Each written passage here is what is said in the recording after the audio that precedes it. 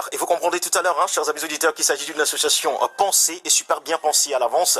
C'est des personnes qui carrément se sont dit qu'il fallait à tout prix arriver à pouvoir construire ces Congolais-là, l'unité surtout. Et je pense que d'ailleurs c'est la base de cette association, Monsieur le Président. Ouais, l'unité tout d'abord. C'est l'unité dans la diversité, la diversité dans l'unité. Ouais, bah super. Je pourrais pas faire mieux que vous. Bah écoutez, la formule m'intéresse, il faut qu'on revienne dessus au cours de cette émission à chaque fois, parce que voilà, c'est carrément une formule et il faut copier. Je pense que vous êtes des exemples à suivre ici. Puisque aujourd'hui, Monsieur le Président, on a constaté une chose, c'est qu'il y a toujours cette scission entre des franges de la même nationalité, hein, c'est quand même bizarre. Exactement. Les étudiants à part, les entrepreneurs à part, les marginaux à part. Bon, les marginaux, vous voulez qu'on utilise ce terme ou pas? Oui, c'est vrai. En plus, les marginaux, c'est vrai que c'est un peu tiré par les cheveux, mais j'ai rien contre les sans-papiers. Voilà, justement. Et vous l'avez très bien compris. Déjà, comment vous êtes venu d'idée de pouvoir construire cette entité et justement cette entité unique des Congolais sur le territoire marocain? D'abord, pour la petite histoire, cette révolution associative est à l'origine d'un mouvement d'émancipation culturelle qui s'appelle Diable Rouge Concept. Ah, d'accord. Et donc qui a pris le temps de rassembler plusieurs présidents d'associations pour former une confédération. Okay. Voilà l'entrée en matière, la mise en bouche. Mais à notre grande surprise, ces différents présidents d'associations ont préféré dissoudre leur association. C'est presque historique au profit d'une seule, pour l'intérêt général. Bah écoutez, ça s'acclame en tout cas. Wow. Ah ouais. Bravo. Déjà, avoir ce courage-là, parce qu'on sait à chaque fois que les présidents sont parfois très conservateurs et puis parfois très égoïstes aussi un peu. Hein. Ah, ça, exactement, c'est typiquement Bantou. Ouais, bon, merci de nous donner encore ces clichés sur cette émission, Monsieur le Président. Merci aussi de nous dire que vous serez un peu égoïste, hein, mais dans votre cas, c'est peut-être toléré. Il faut être égoïste dans votre cas. Égoïste, pourquoi?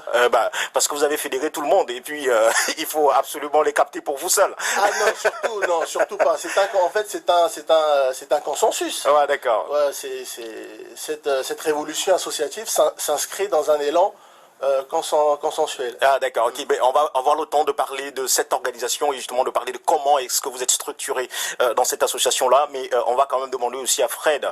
Fred, aujourd'hui, quel est ton rôle exact dans l'association des Congolais sur le territoire marocain? Bien, mon rôle au sein de l'ACOM, l'association des Congolais résidant au Maroc, je suis chargé de gérer la problématique migratoire au sein de l'ACOM. Okay. Donc tout ce qui a trait à la migration, je suis donc censé pouvoir gérer tout cela. Ah d'accord. Mais c'est un costume taillé à ta taille, hein, parce que du coup, c'est cousu à ta taille, parce que je pense que déjà, à part la com, tu es un activiste sur le territoire marocain. Franck Nama, il est carrément reconnu. Tout à fait, il est reconnu, parce que déjà on sait qu'il est très partisan avec l'OMDH, mais seulement aujourd'hui, l'autre casquette de responsable des affaires liées à la migration auprès effectivement de leur association, je me dis c'est une autre responsabilité, c'est une autre dimension. Et donc de manière objective, la question que j'aimerais bien poser au président est celle de savoir, aujourd'hui, alors que les Congolais sont finalement entrés dans cette danse, parce qu'il fut une époque où effectivement on ne retrouvait pas de Congolais dans les forêts, on ne retrouvait pas de Congolais dans les bateaux de fortune, mais aujourd'hui qu'ils sont rentrés dans cette dynamique, il y a un plan et un projet pour eux. Vous savez, malheureusement et heureusement, je vais m'expliquer pourquoi, je vais vous expliquer pourquoi. Les Congolais quittent le Congo pour les raisons qu'on connaît tous. Tout à fait. Ils aspirent tous à la dignité, ils aspirent tous à la sécurité, et ils aspirent tous au bien-être. Et donc s'ils quittent, si beaucoup sont prêts à défier la mort en la regardant droit dans les yeux, c'est bien pour ces problèmes-là, parce qu'ils rêvent d'un Eldorado, ils rêvent d'une vie meilleure. Et je pense qu'on peut pas les condamner pour ça. Voilà, et puis du coup la mission de Fred devient assez costaud, parce que je pense que pour quelqu'un qui a géré ce côté migratoire sur le territoire marocain, hein, il faut absolument avoir ce cran-là. Mais puisque tu as l'expérience, Fred, on sait très bien que ça va super bien se passer. Donc aujourd'hui, en réalité, quelles sont les missions, Monsieur le Président, d'un homme comme vous à la tête de cette association? Mais déjà pour la petite histoire, j'ai été propulsé à la présidence de la com par un enthousiasme généralisé. D'accord. Parce qu'avant le monde associatif, j'ai d'abord été leader d'un mouvement d'émancipation culturelle qui justement a toujours mis l'accent sur l'intérêt général et sur l'importance, sur cette importance-là majeure, donc l'unification des Congolais, malgré leur clivage ethnique, idéologique, sociologique, politique. Et donc c'est dans cette circonstance-là que je me suis retrouvé à la tête de la COM. Quelle est la mission de la COM? La COM veut simplement, tout bonnement, veut participer à la réintégration, l'intégration, si vous voulez, des Congolais, des migrants congolais ici au Maroc, contribue à leur insertion sociale, à leur bien-être et pourquoi pas raffermir la solidarité entre les Congolais. Et il y a un chantier qui me tient à cœur, soigner l'image du Congo à travers sa diaspora. Soigner l'image du Congo à travers sa diaspora. Moi, je pense aussi que ça, c'est un super chantier, hein, parce qu'on en parlait sur cette émission encore hier, Franck Nama, de cette construction positive qu'il faut à toute cette diaspora et de former des élites. Voilà. Et puis, je crois que vous êtes en train de bien faire parce que on était à votre journée culturelle. J'ai d'ailleurs adoré votre discours ce soir-là. C'était un discours spontané ou c'était préparé, Monsieur le Président? Spontané. Ah, d'accord. Je me suis toujours dit qu'il fallait que je vous pose la question parce que c'était tellement structuré et bien ordonné que je me suis dit, il n'a aucun papier, comment ça se fait? C'est comme pour dire qu'il maîtrise très bien cette association, chers amis auditeurs, et pour vous qui nous rejoignez à peine, sachez simplement que le président de la COM est là, Fred qui se charge du côté de la migration est là, mais nous avons aussi le grand Sidney qui est assis juste à côté, qui viendra sur la scène tout à l'heure. Mais bon, avant toute chose aussi, monsieur le président, la COM, ça fait combien de temps que c'est né? La COM est née il y a... Bon, ça fait 6 mois. Ça fait 6 mois. Ah, seulement? Ça fait 6 mois que la COM a vu le jour, mais je tiens à préciser que la COM repose sur des structures historiques qui, elles, ont 10 ans d'âge. Ah, d'accord. Donc, je vais citer la COREM, je vais citer l'ASCOM, je vais citer d'autres mutuelles et d'autres l'ALCOM aussi, l'association qui se repose sur l'intégration des étudiants et sur leur émancipation sur le territoire marocain. Justement, n'oubliez aucune association parce que c'est ça aussi le piège, hein, Franck Nama. si vous oubliez de citer une association, ce ne sera pas bon pour nous. Bon, on va au cours de cette émission, Monsieur le Président, si nous avons invité, c'est simplement parce que vous êtes des exemples, on va dire comme ça, des associations qui devraient se fédérer et qui devraient normalement donner la bonne image de tous ces subsahariens qui sont sur le territoire marocain. Cette fédération, c'est ce que nous demandons, c'est d'ailleurs le conseil et l'idée de Franck Nama depuis le début, je pense depuis le lancement de cette émission, Franck Nama. Tout à fait, effectivement, dans l'idée de revenir à travers une idéologie, une vision qui est plutôt conçue autour de l'unité, mais seulement autour de l'unité, effectivement, produire et créer de la valeur.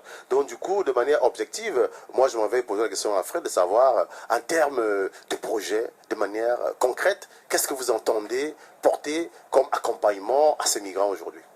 Eh bien, les migrants, nous entendons, il y a un vaste projet qui est mis en place, qui consiste bien entendu à les insérer dans la vie sociale, les insérer dans toute activité qui mène ici au Maroc. Pour nous, c'est très important parce que nous avons constaté que les migrants sont abandonnés à eux-mêmes. Ouais. D'où il était pour nous important de les redonner confiance, d'aller vers eux, de savoir quels sont leurs états de besoin pour que nous puissions apporter des solutions tant soit peu à toute leur situation. D'accord. Voilà pourquoi nous avons créé ce département qui sera chargé, n'est-ce pas, de gérer toute la problématique migratoire. Ah, d'accord, ok.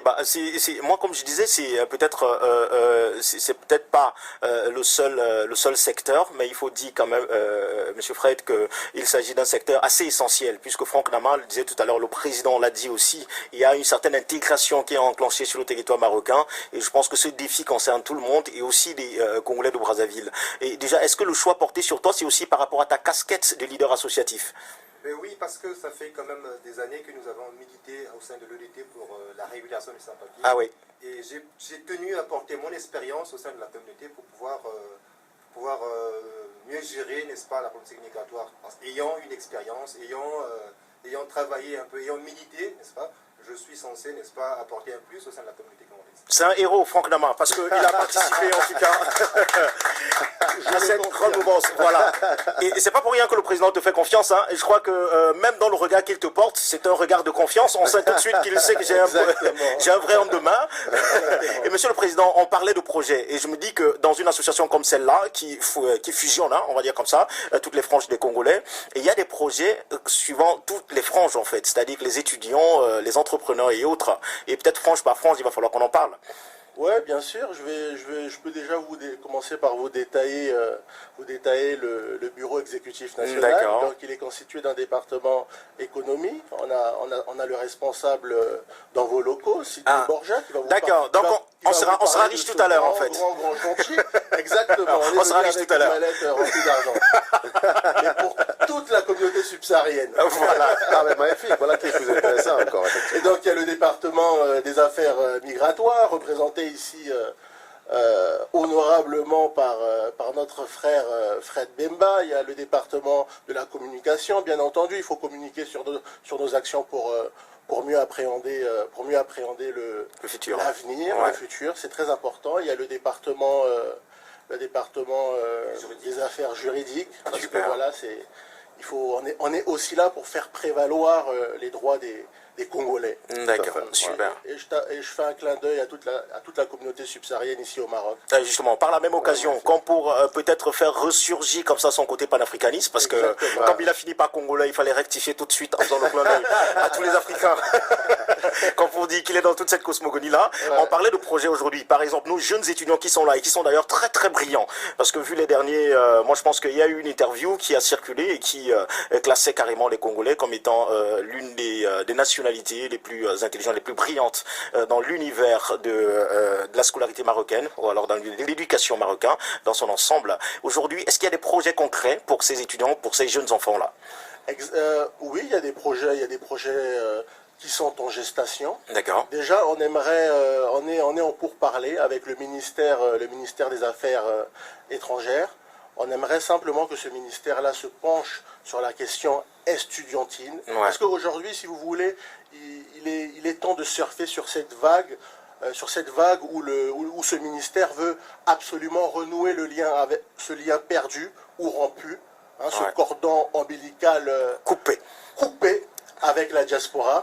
Et donc on surfe sur cette vague-là justement pour aider les étudiants, les diplômés à intégrer le monde professionnel au Congo. Voilà, justement, et puis le lien, il est hyper important, c'est aussi pour ça que j'ai posé la question, hein. Donc je dois dire que c'est une question qui a été inspirée par un étudiant congolais lui aussi.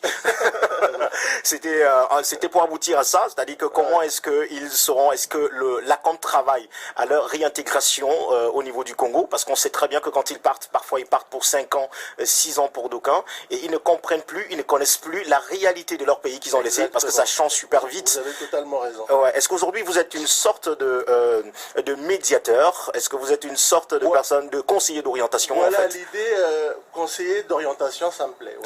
C'est bien, ça me plaît. Bon, voilà, l'idée, c'est d'être, en fait, on est l'interlocuteur par excellence entre l'État et ces jeunes enfants. Et ces jeunes enfants, et cette diaspora. Ouais, super. Toute la diaspora congolaise, chers amis auditeurs, tout le monde trouve son compte dans la com, c'est ce qui est extraordinaire. Et vous avez aujourd'hui parlé des différents départements. Ça a été très très bien structuré déjà, c'est la remarque qu'il faut faire. Hein. Et peut-être pour Fred, on parlait de la réinsertion et du retour des étudiants, mais aussi on le sait que dans ton domaine, il y a des personnes qui ont cette volonté de revenir chez eux. Est-ce qu'il y a des réflexions autour? Effectivement, nous avons pensé à ces Congolais qui aimeraient bien rentrer chez eux, enfin rentrer à Brazzaville. Et c'est un travail qui sera fait, qui est en gestation, on va dire. Donc nous allons aller vers eux, où ils se trouvent, hein, certains qui se trouvent bien entendu en forêt, au nord du Maroc. Nous allons partir les rencontrer et voir quels sont leurs problèmes. Donc s'il y a ceux qui voudront rentrer à Brazzaville, eh bien nous prendrons en tâche avec l'OIM ou l'ambassade du Congo pour faire en sorte que ces jeunes rentrent à Brazzaville. Mais le plus important pour nous également, c'est de faire en sorte que ces jeunes deviennent une valeur ajoutée pour notre pays. Super. Que leur présence au Maroc soit bénéfique à quelque chose.